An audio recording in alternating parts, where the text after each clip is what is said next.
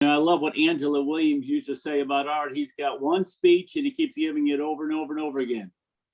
Yeah. And we don't need, I love what John Addison said, we don't need to be trained, we need to be reminded. And, I don't know what else to talk about other than keep going over the same things over and over again. And eventually you get it. And that's what we're going to be talking about today somewhat. So glad to have you on, Martin. He's from Montreal. And I was shocked when I went to Montreal how all the signs were in English and in French. I knew Quebec was very heavily French. I didn't realize Montreal also was. We stayed downtown and went underground in all those tunnels. It was kind of neat. And you have tunnels to stay away from the cold. We have tunnels in Dallas to stay away from the heat. You go in downtown Dallas and they've got a lot of, I'm not sure anybody from Dallas has ever been there, but they've got all these tunnels all over the city downtown. And you can go without ever stepping outside, much like Minneapolis, St. Paul, but except they don't have them underground. They have them from building to building to building. It's really kind of unique. So, well, welcome everybody. And we're going to be going through a recruiting mindset today. And you heard me say, you have to have this repetition come until you get it. And I'd like to tell you that I got it quickly. I didn't. I had to drive down the road saying mantras to myself over and over and over again. None of this comes naturally. I think sales comes more naturally than recruiting and building. And in Primerica today, you very rarely, when I go do a multiples fast art school, which I haven't done in a long time, but when I used to do them, you might hear some crying in the background, but that's my year-and-a-half-old grandson. And at the end of the day, it'll be Carol crying, not him. But I don't know why I didn't get it, but I kept going and going. I wanted to get it. And it didn't come naturally to me. And, Art Williams in the book that, of course, you've seen before, I'm going to go through before we get with Kris Karpuccio right there on some mantras. On page 226 of the locker room notes, in the back of the book, what I did was, took a lot of Art's key phrases and summarized them all. So in the back, a few pages are a summary of all the key points Art made. So you don't have to go through the whole book, just go to page 224. And he said, the gold mine is overrides. He said, the secret, the gold mine is overrides. Everybody wants to override. You see, how many of us don't get that? We think they don't mind selling, but there's an issue with them overriding. And I don't want to talk about overrides because it might turn them off. Now, you have to go into every discussion with people. It's the greatest thing in the world to override. Again, how many of us don't recruit because we're embarrassed to talk about overrides? We've got the problem. They don't. The next one is most everybody can think of three people. 39, 27, 81 to 59,000 people is critical. And then he says on page 226, I run an RVP factory. This is a summary of the key points Art said in the book to that point. Again, his mind is, I came here to be an RVP and have RVPs. That's why I joined. This is what I do on a daily basis.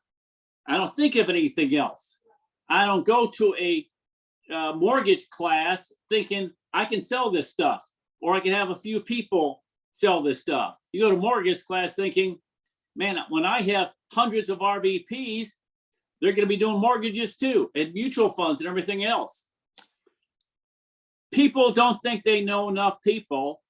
That's why if you don't show them the power of three, they're not going to get it. Because in most people's minds, subconsciously, they think, I don't know a lot of people. Even if they're born and raised in your city, Their thinking is, I don't know a lot of people.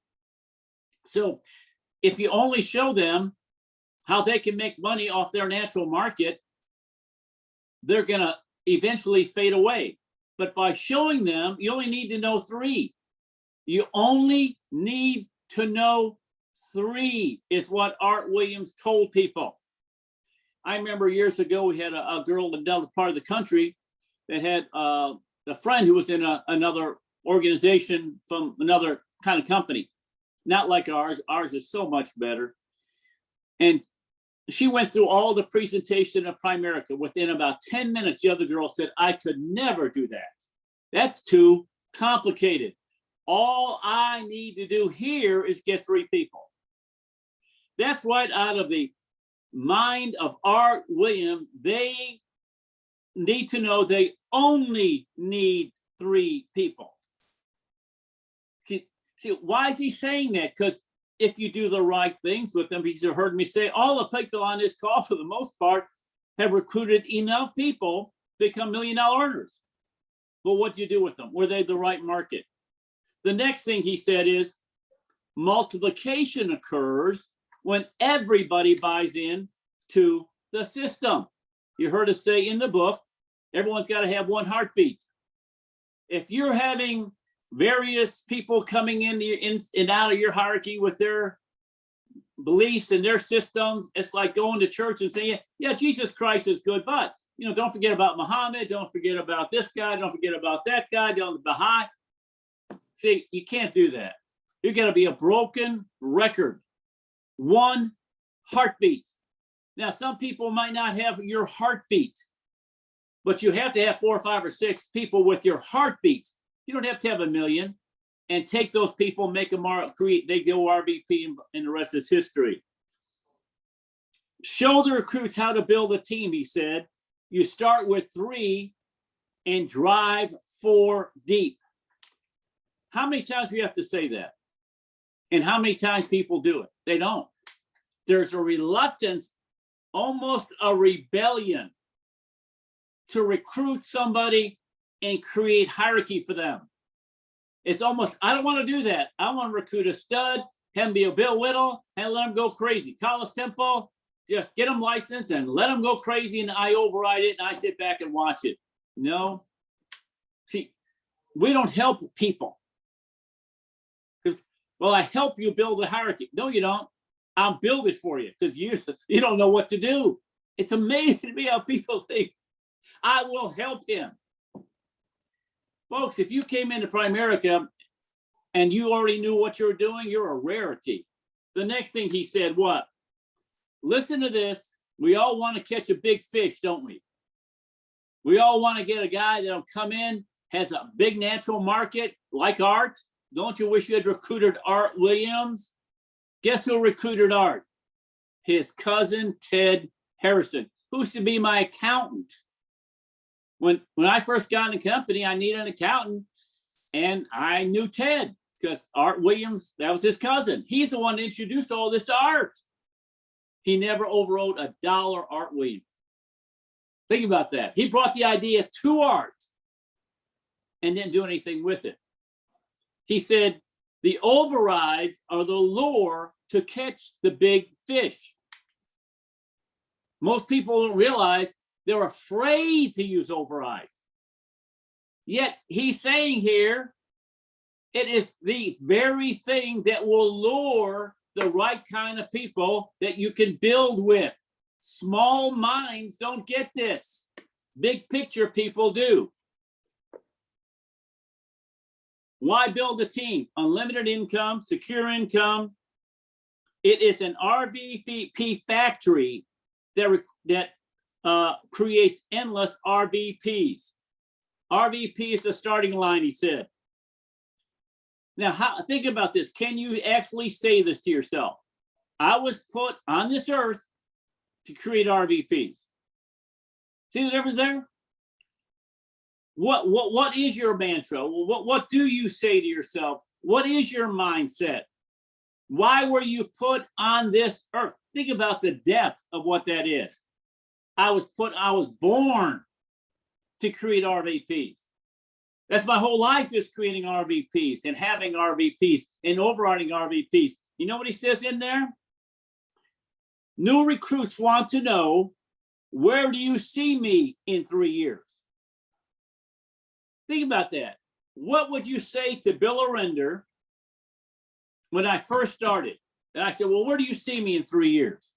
Most people would say fully licensed, and you got 4 or 5 people that are fully licensed, fully trained, and you override those people and you manage those people. That's what keeps you small. Your vision isn't big enough for the new people. Can you see Bill Orender with 1,000, 2,000 people and dozens of RVPs making $250,000 a year? See, you're not even thinking $250,000 a year. You're not even thinking 1,000 people. What if you're asked to do something great, Art said? What if you're asked to do something great? See, Art had to do this. Why? Because he wanted to change the lives of 100 million families across America. He wanted to change the lives of millions upon millions of people financially. He wanted to create more financially independent people than any company on the planet. He wanted to have more $1 million earners than any company on the planet, more $100,000 earners. He had to do the system. He had to do the multiple. There was no choice if you want to think that big. I mean, if you want to have offices in every city, major city in America, in North America, if you like to have offices in every crossroads in America, what system are you going to employ to do that? The company system, or recruit and get them field trained and coded? You see, your vision and your desire to make money, as an example. What if you were supposed to be making about $10 million a year? Remember I said, what if they only asked Babe Ruth to bunt? See that? All you've ever been asked to do, Ray Pittman, in your life is to bunt. You need, once you realize you're a home run hitter, you need a home run system. Corporate America is a bunt system. The system of Waddell and Reed, our former company that we left because it was a bunt company, that's the system most people in Primerica are employing today. The bunt system, where you can make $75,000, $100,000, $150,000 a year. That's bunting in Art Williams' language. Give every person a chance to make it. What does that mean? Make what? Be $1 million earner. Now, are you doing that? Or are you hamstringing those people into making a living, paying your bills? Because that's all you want. You see, Art created, he says here, people won't stick without a team to override. Did you hear me? By the way, did you know that the company loses as many code numbers every month as it gains? People with code number will leave you. Think about all the people you have with a code number. Now I got them coded. Now they're going to do something, and then you can't find them. I've got some people that went out and got a Series 65 and have had it for years, never made one transaction that needed a Series 65. See, with Art Williams, gospel truth, they're not going to stick unless they're overriding other people. That's why we left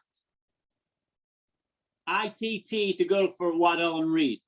Remember that trip from Unicoi, Georgia in June of 1977 when I was in the front seat with Art and Virginia was in the back seat. And I said, Art, why did you leave? Because he's not that kind. I said, because they had another level on the computer. Now my people can override, have some hope, because if not, they'll quit.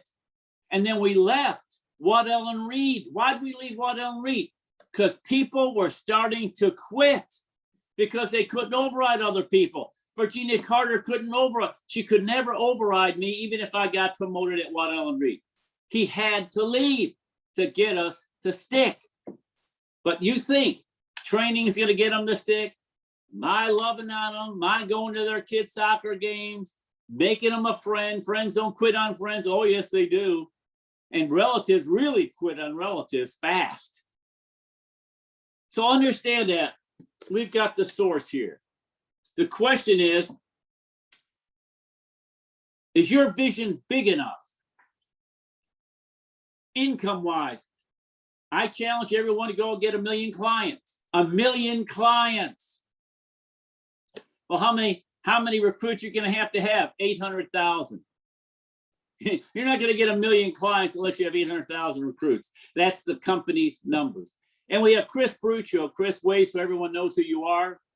You know, Kris brought to my attention something that had been done a while back on recruiting mantras. Kris, can you unmute yourself so we know you're there? Okay, Kris. Sure.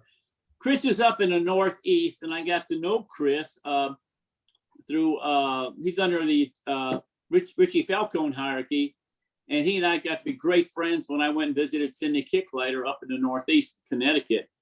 And he brought to mind something that he'd been doing and then stopped doing and then came back and started doing, and something I did called the recruiting mantras.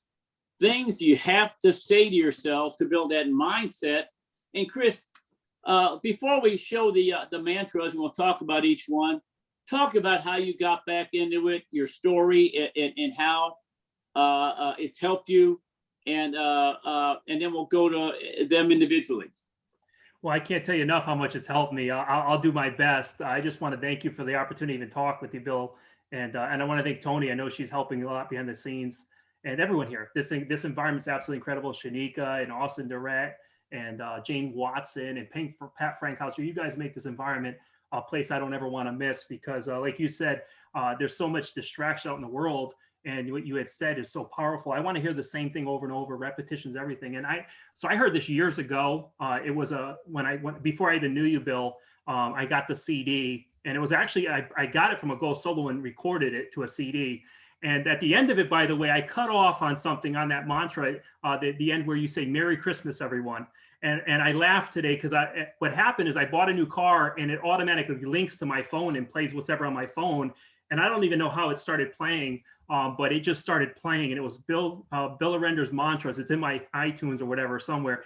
And I thought, all right, let's see what comes after this. And it just kept repeating. And I would play music at the, working out, and it just kept coming. And I said, this is a sign from God. And so I just been listening to it nonstop. Every time I get in my car, that's all I hear. And it's only about 2 minutes long. Bill, I just want to say before we get into this, you said, find the two or three that were most monumental. That's like asking me to listen to, Beethoven's Fifth Symphony and find out what part of it I don't really want to hear. This is, there's not a line in this. And by the way, there's 33 lines in your mantras. And if you include the God bless everyone. And if you put the word amen by letter, 1 is A and M is 13, and it's actually 33. So this is the answer to my prayer. And I think there's so much to be said, but I am here because I've bounced around. I'm a T at heart. I work this thing like an A, but I think the business like a T. So I'm always looking for the next lure, the next thing to make it easier, the whiz bang line that might lighten the load. And I just realized I've been here now 15 years. There's nothing better than just listen to the best, the fundamentals over and over until you get it in your heart. And so I'll go through whatever you want me to go through, but I tell you, every line in this thing matters. There's not one thing I would change.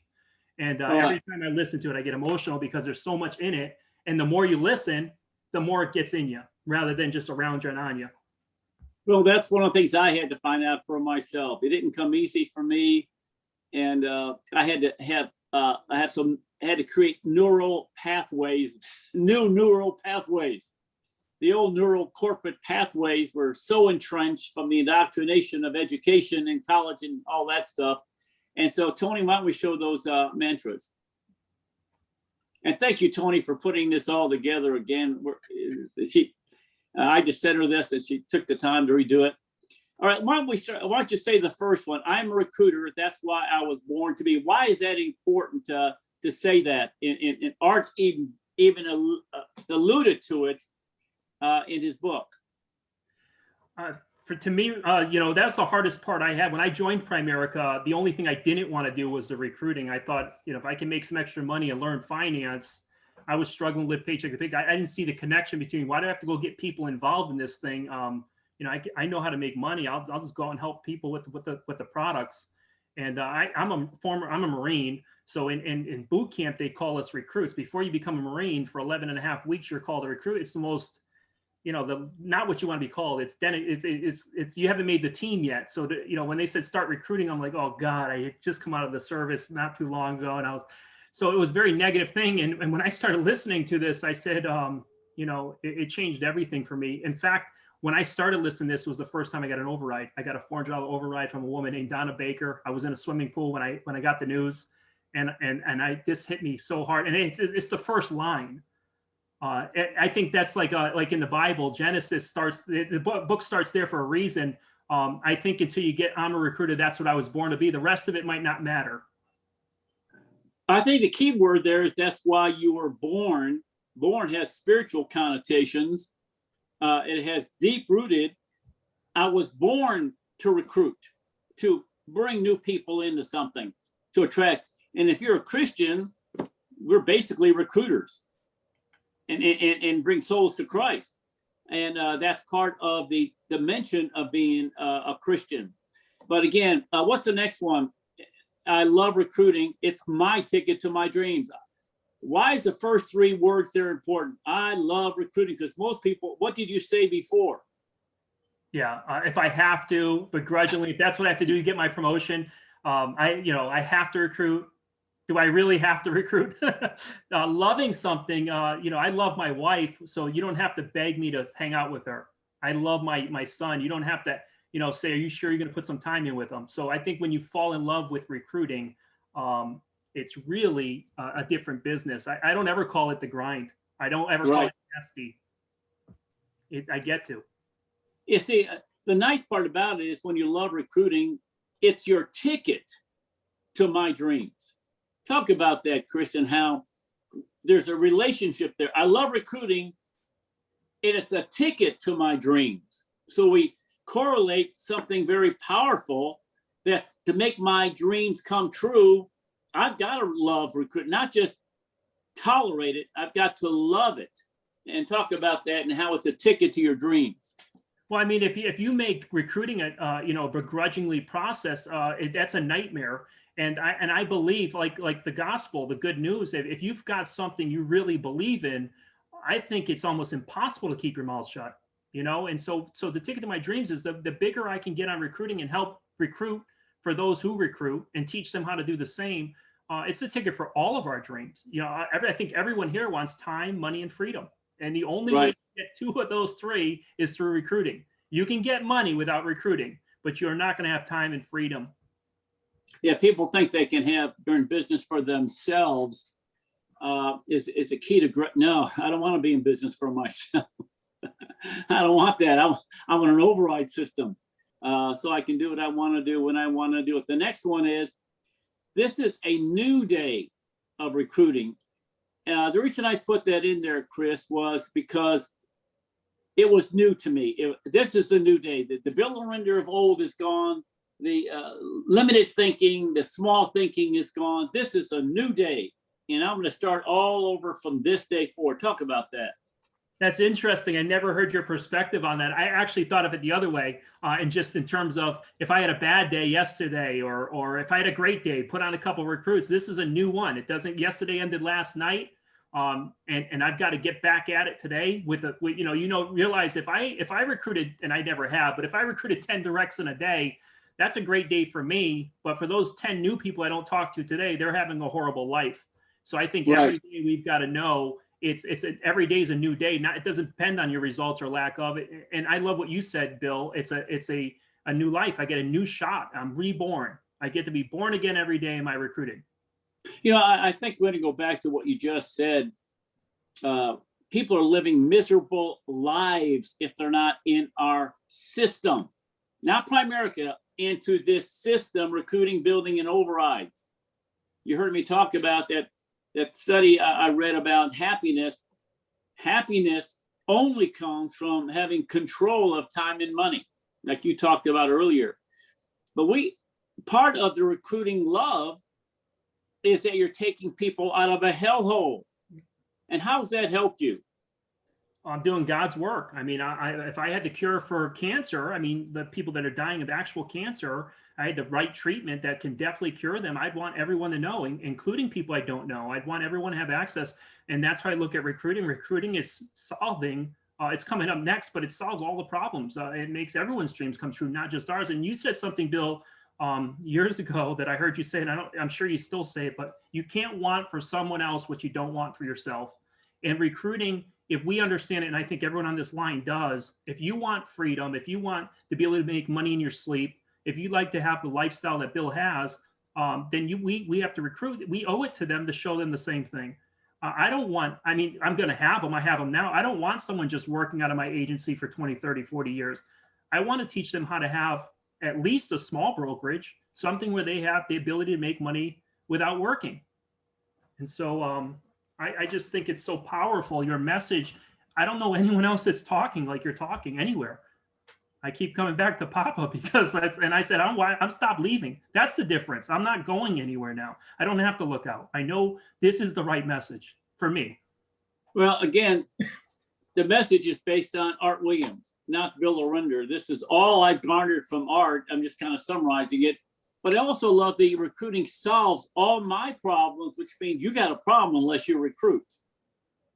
You have a problem unless you recruit. Art Williams said, recruiting somebody and taking them four deep will solve all your problems. Think about that for a second. How powerful is that if I know now how to solve all my problems? Talk about that, Kris. Well, this was actually one of those ones you said, if there was a monumental one, which would it be? And this is definitely, the first one was, this is my second out of, I picked 10%, I picked 3 of them. And so recruiting solves, the thing for me that really stuck out to this was all. The key word there is all, not just my money problems, not just my, just my team points towards the contest trip and all that. All my problems. I came in here spiritually broken. I never grew up in church. I never really believed in people. I always had a little confidence in myself. I always had a skeptical eye towards people. I grew up in a tough neighborhood where you had to kind of, I didn't grow up with my dad. My mom was on welfare, so I had major money hangups. And when I started recruiting, it really began a whole transformation for a couple of reasons. One, you can't get good at recruiting without getting good at people.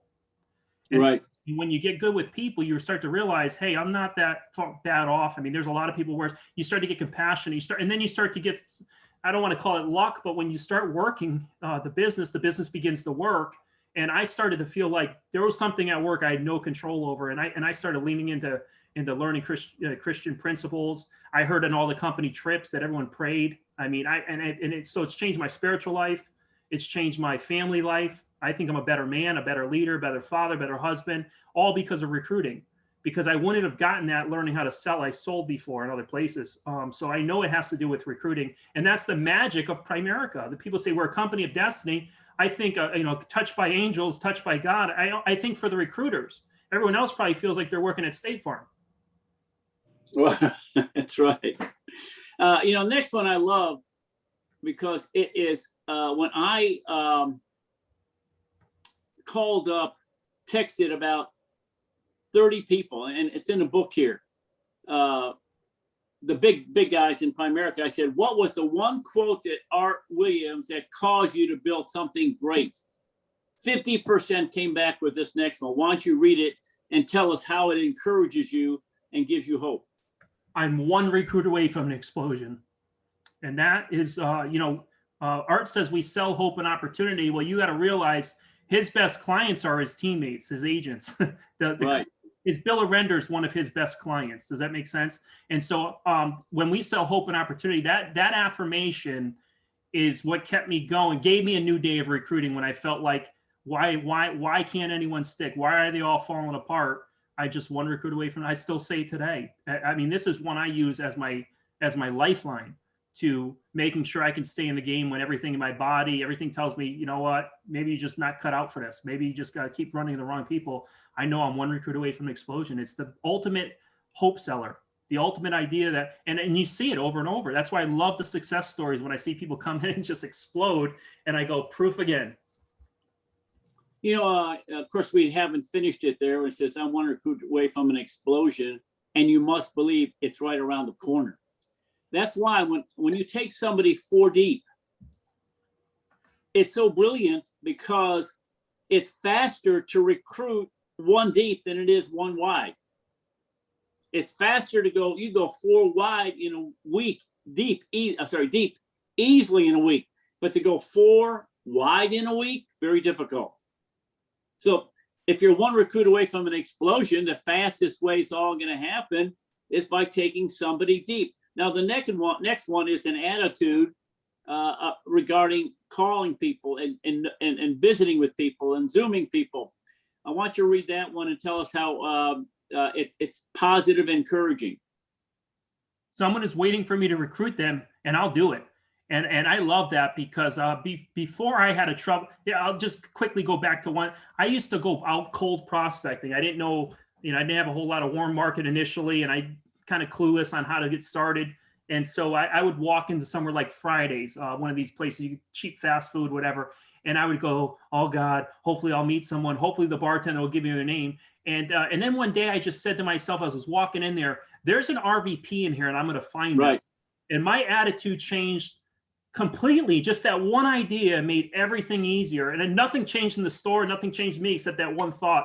And when I read this one, when I think about that, someone is waiting for me. I literally, before I call, I think there is someone praying for someone that's going to give them an opportunity to change everything for them. And that makes the phone so much lighter. It makes the conversation so much clearer. And if someone pushes back a little bit, you go, that ain't the one waiting.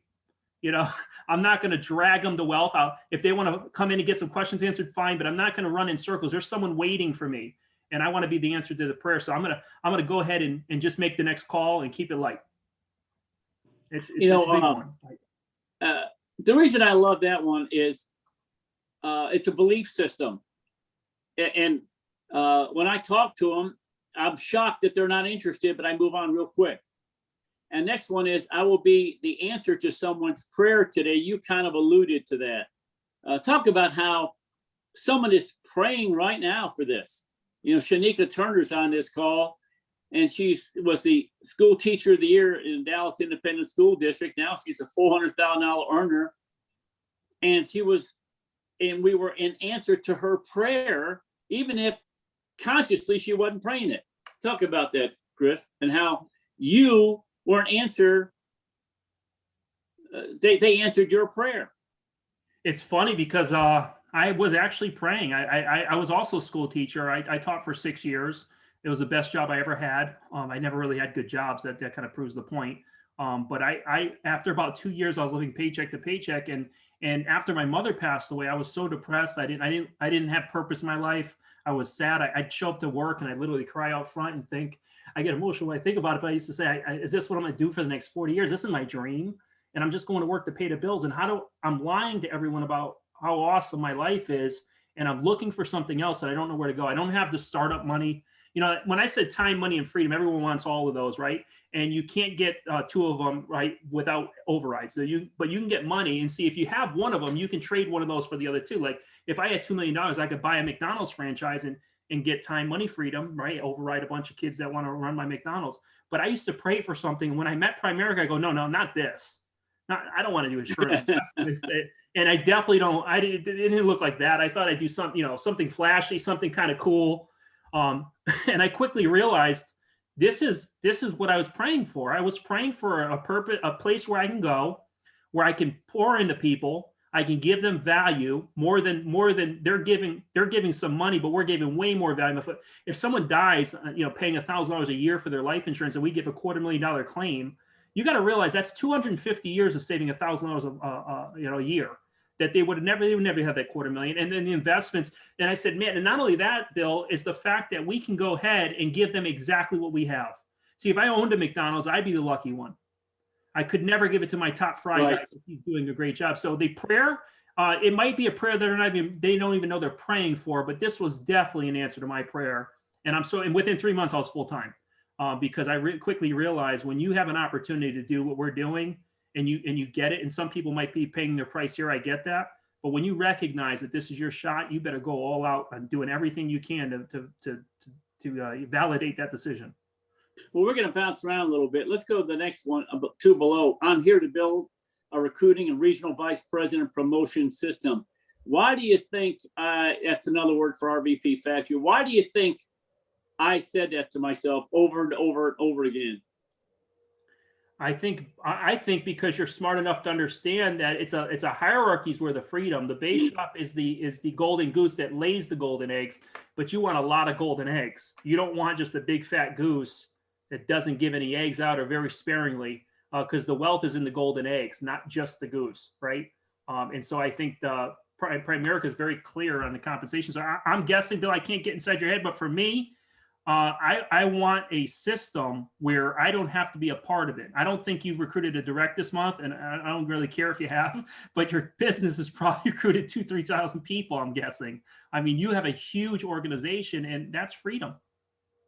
You know, you use the word goose that lays the golden eggs. Every RVP that you produce is another goose. So you just don't have one goose laying eggs. You're producing other goose.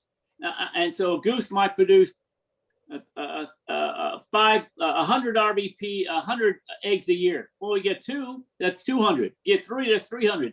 And below them, they're not producing 100, they're producing 50. And below them, they're producing 25.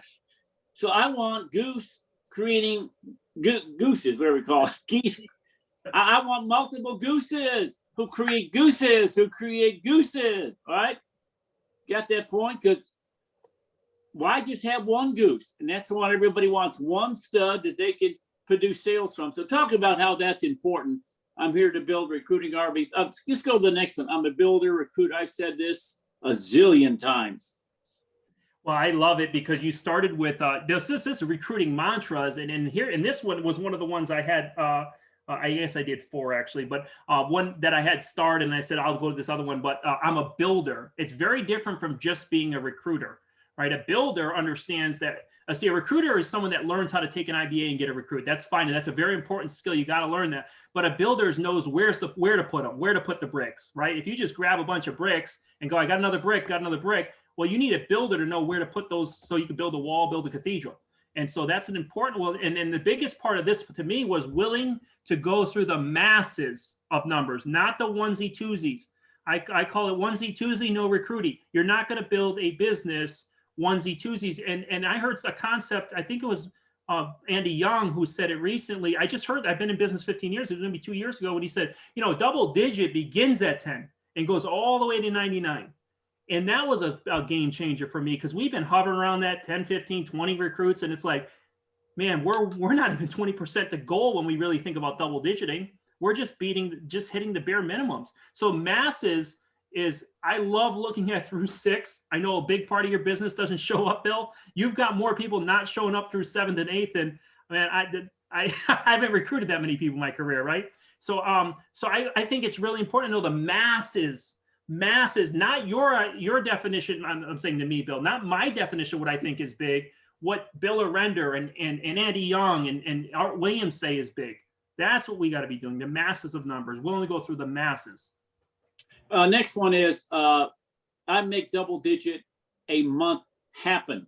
Again, the stress here is I make double digit happens. No, I make it happen.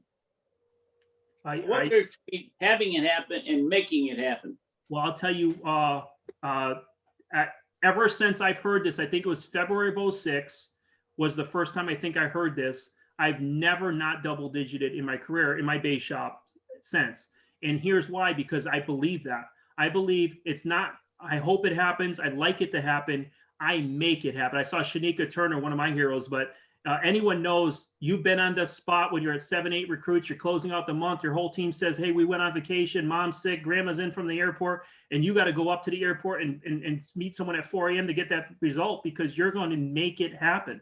And I just think when you make a decision, when you actually decide if it's to be, it's up to me. It's not just cliche. It's something in your heart. You'll get it done. It's impossible. And that's, Bill, what I'm realizing. It's not just a double digit. I could do the same thing with my income. I could do the same thing with my hierarchy. And I'm learning that from you. I'm just for repetition.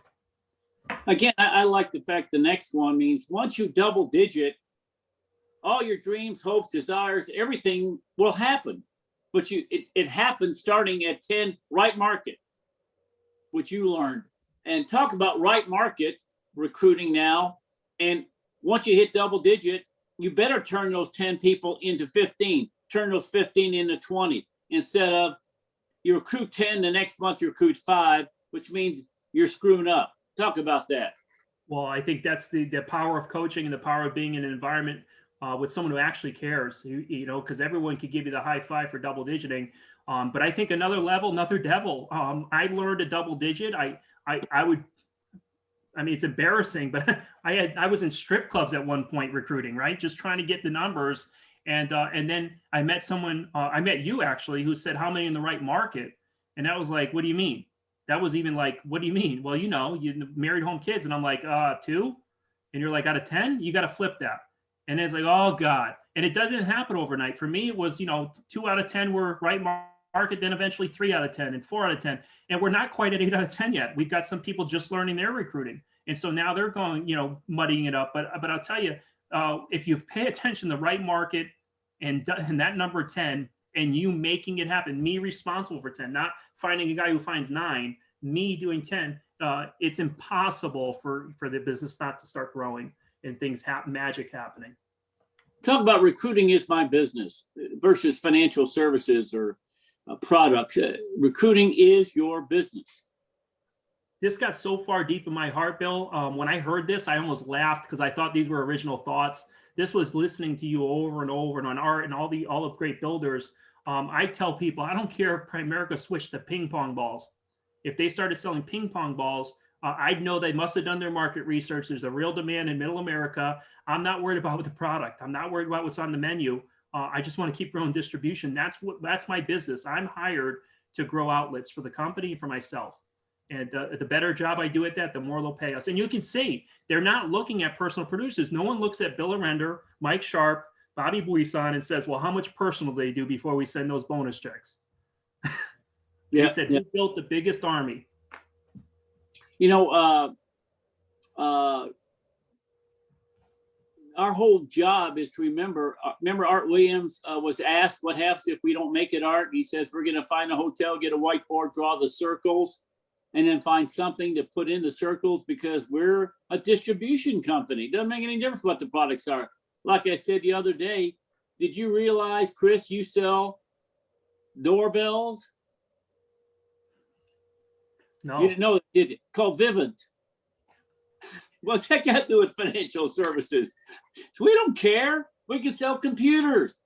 We don't care. I'm overriding anything, everything. And this next one I think is critical because when Bob Safford first saw the company, he summarized it by the job of an RVP is develop a system whereby recruiting never stops. Talk about that and how most people recruiting is down deep, 3rd or 4th responsibility. It's not even on the top of their minds. Yeah, I mean it's got to get embedded. I don't know, Bill. I wish I knew the secret on how to get people to understand how to get it embedded in their heart. I think the only thing I could tell people is, and I'm not a huge recruiter. I haven't done, you know, anything significant yet. We're about to do something special, but I could tell you, I feel this way. I feel recruiting is my business. I feel every affirmation here I've embedded into my core, and I'm just going to get better and better. I'm not going to stop listening to it because I think the understanding is the way to transfer this is first what you've done, Bill. You own this. This is you. If I think of Bill Orender, I think of recruiting, keeping the main thing, not being distracted, making a money consciousness. And so I said, if I just model Bill, I listen to him, follow him as best I can, stay as close to him as I can, eventually that will wear on me. And eventually, hopefully I'll have the magnetic pull of Bill to help those people that might be around me that don't have access to him. But I encourage everyone, get to see Bill. Go wherever Bill is, be there because this is what helped me. is I can't stretch my own thinking, and I don't think most people can. You have to be around big thinkers. It's funny because Bill is a giant. I mean, he's one of my heroes. I mean, literally, not just for Primerica. I want to be everything he is. He's a great spiritual man, a great humble man, a great wife, a husband to Carol, a great grandparent. I want everything he has. I want it all. And so I try to stick close to him. But when he's talking about art. And so the impact someone else can have on you is lifelong. I think it's the only way. We can't stretch our own thinking. So Bill, I don't know what to do with the people I got except put them in front of you until I can get some kind of pull power. Well, that was the same way, by the way. I want your hair. What a trade-off, huh? Another one is I run an RVP factory. This is critical. Art Williams said it on page 226, that you have to see it's a factory of producing RVPs, getting in raw recruits to the front end, creating RVPs. And you got to think about when I get about 20 recruits, 25 recruits a month, that's an RVP factory. It's not an RVP factory under 20, 25 recruits a month. Yeah, when I went to MIT, a big leader, I won't say his name because I don't want to embarrass anyone. I don't know who's here, but he said to me, he said, "Who's your biggest guy?" And I said, "Whatever." And he said, "What's he doing for numbers?" And I said, "Right now he's at 1 by 1." It was like the halfway point of the month. And he says, "So what are you frustrated about?" I said, "Well, I want to promote vice presidents." He wants to be a vice president. He said, "If you had 100 guys like him, would you be upset?" And I said, "Well, no, not really." And then, and I said that to him when I walked away. I didn't want to, and he was saying, if you had 100 guys doing 1 by 1, you'd be running 100 by 100 base. But that wasn't my goal. So what I do is I realize an RVP factory is not a base shop where they might have 100 recruits coming from 100 different people. It's having someone that is in line with the leader and says, "Listen, you're double digiting, I'm going to double digit." And they start working down. Like you said, 3, get 3, drive 4 deep. That's if we had one person doing that with us, now we're an RVP factory. But I don't think you could just get a bunch of onesie twosie type leaders and just call that going to be an RVP one day. So I don't know if that I think an RVP factory. I got a question for you, Bill. Do you know anybody that doesn't double digit becomes a vice president? No. Well, they probably along the way they're appointed, but they never ever succeed. Never, because they're stuck at that level. So RVP factory, that affirmation literally means I've got to get a couple people to understand the recruiting, get the bug inside them, let them know that they have the blessing they can pour on other people, and like Jesus, become a disciple. Like he had disciples. Those were people that weren't the best scholars; they were the best followers. Those were the people he anointed to say, "Hey, why don't we all work on this together?" He was the original double digit recruiter, by the way. That's right. 12 his first month. Another one, recruiting is my product. We got life insurance and mutual funds. People have wholesalers from mutual funds. Who's your recruiting wholesaler? And it better be you. Talk about that. I believe this 100. I mean, there's nothing to me. If someone says, "Why are you trying to recruit me?" I say, "Because I'm trying to save your life." And they say, "I just want my insurance." And I really believe Primerica, being a recruit is the best product we have. Being on the team, because you'll get all your insurance, you'll get all your investments. And here's the best thing, you'll have money for it. I've had so many people need the insurance, they can't afford the premiums. Right. Here, if you're a recruit, you're going to make so much money. I mean, you'll make enough in overrides to fully fund your Roth IRA, you and your wife, get your investment. I mean, get your insurance in place, get an emergency fund, start paying down debt. I mean, for me, I mean, recruiting is the product. It's not a product. It's the product in my eyes. It's not one of the things. It's the thing. Well, your eyes are the eyes of Art Williams, and he all he thought about every time we said, "How many new recruits you get? How many new recruits you get?" He had a secretary named Kathy Herring. He said every day Kathy Herring came into my office with one number, and that's the only number I cared about. How many new people came in yesterday? Because I know if I get the recruits, we'll get the sales, we'll get the premium, we'll get the promotions, we'll get everything else. Most people look at recruiting last because it's not their life's blood. It's not their business. It's not their first love. Let's go down to the next one. Recruits don't go where they're not wanted. You know, it's interesting. You said that twice in this 33 line stanza here. It's one of the last ones, but yeah, I talk to some people. Unfortunately, I'm trying to distance myself from them who say, "I don't know how you have the energy. I don't know how you do it. Don't you get frustrated with all these guys that don't do crap?" And I'm like, "Stop talking to me," because if and then they say they want to grow their recruiting. See, I don't look at recruits as a pain in the butt. I don't look at recruiting as Right. as a chore that I have to do. I really look at it like a blessing.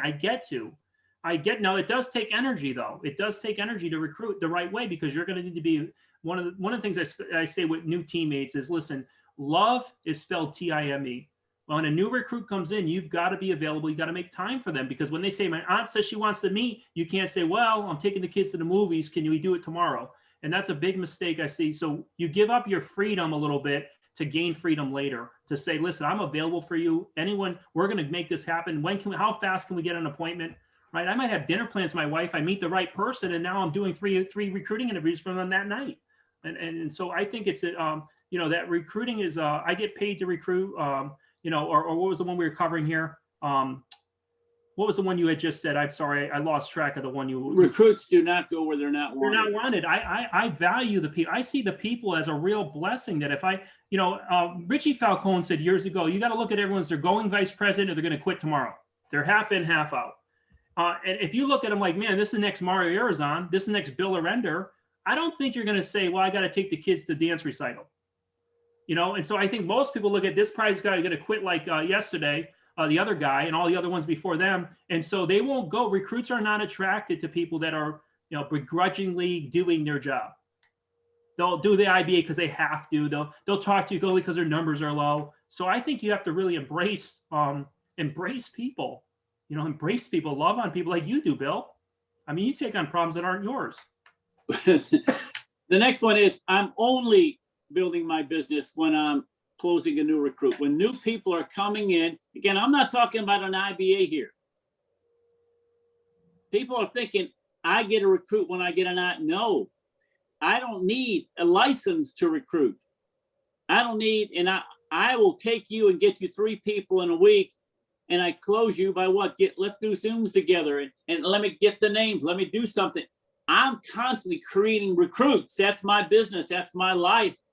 And then eventually someone's going to get coded. Someone's going to take their test. They'll buy. I don't worry about all that stuff. Talk about that. That's my bit. I'm only building my business when new people are coming in. That was my last one I had circled. That, believe me, it's hard to pick out those 4, but that was the only time I'm building my business when I'm closing for recruit. I heard Mike Sharp say that years ago. If you don't, the day you don't recruit someone is the day your business is dying. And so when I hear 2 greats say the same thing, and I heard Art say the same thing, I go, that's 3 in a row. We don't need to think for myself. So the only time I'm building is when I'm closing for a recruit. It's out of all of these, my favorite, the one that I think has the most monumental. I know I can have the best day in sales, but I wake up tomorrow again broke, just like Art said. I got to look for I got to be on the hunt again tomorrow if all I'm doing is closing deals. And I can close deals, but the only time I'm building my business, not working in my business, building my business when I'm closing for a recruit. And so I get excited about the recruiting. I've been a little sick this last month, so I haven't worked at any level that I need to. And my recruiting's way down. Our team's way down. I mean, we should be blasting through like 40, 50 by 30. We've been stagnant because I haven't worked in the last 8-10 days. And I'll tell you, I just can't wait to get my energy back so I can go off and get back to recruiting, because recruiting is the lifeblood. I think that's an amazing statement too. Recruiting is the lifeblood of our business. That's what Art said. Lifeblood. He didn't say like a little side note to it. Lifeblood. Without blood, how long would you live? You can go a little while without food, even a little while without water. Go try to go a little while without blood. So that's a big one to me, Bill. That was the biggest out of all of these, actually.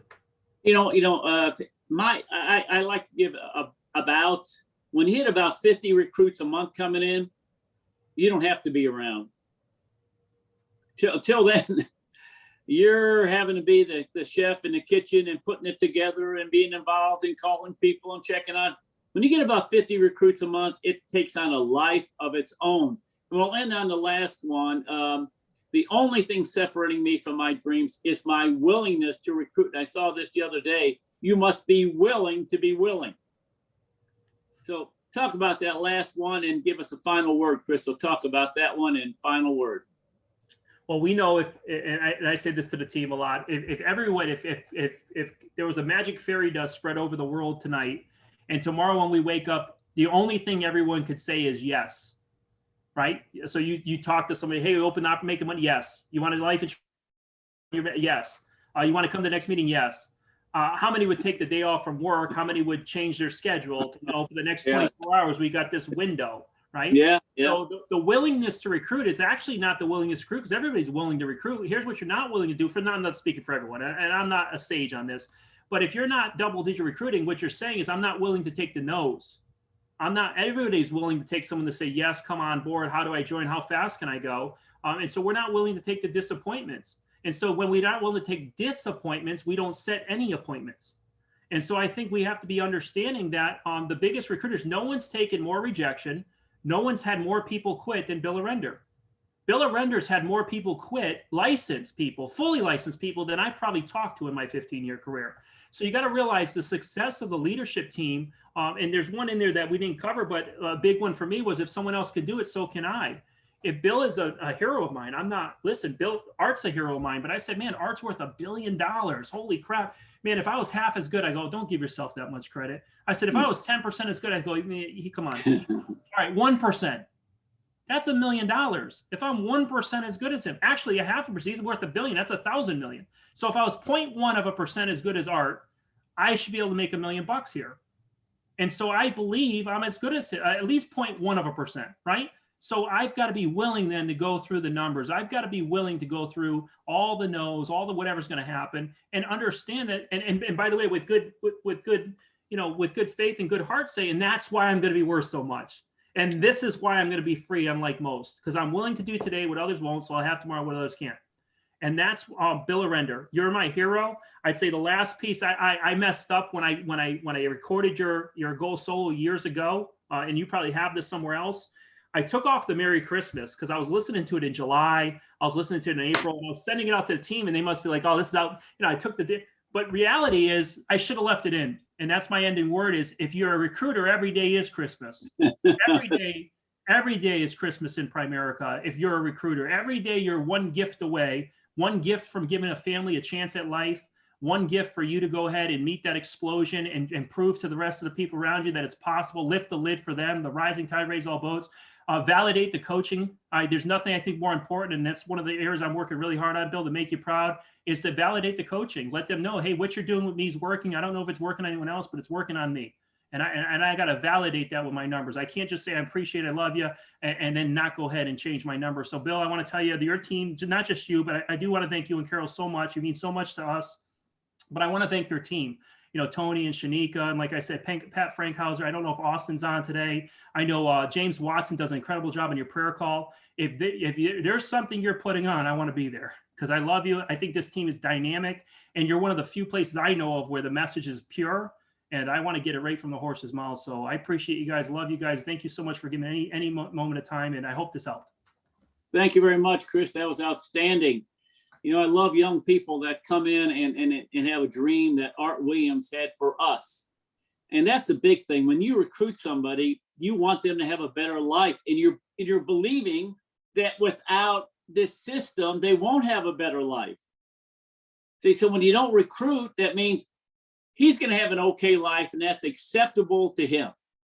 Again, I'm glad Virginia Carter cared enough about me and my family's future to at least call me. She didn't try to recruit me. She just called me and let me know something good was available out there. And she put me and God together, and the rest happened. All right, everybody, have a happy Easter. Have it safe. Remember our Savior on a Friday night and what he did for us. And the miraculous day Easter is for all of us. See you later. Thank you very much, Tilly. Thanks, Kris. Thank you.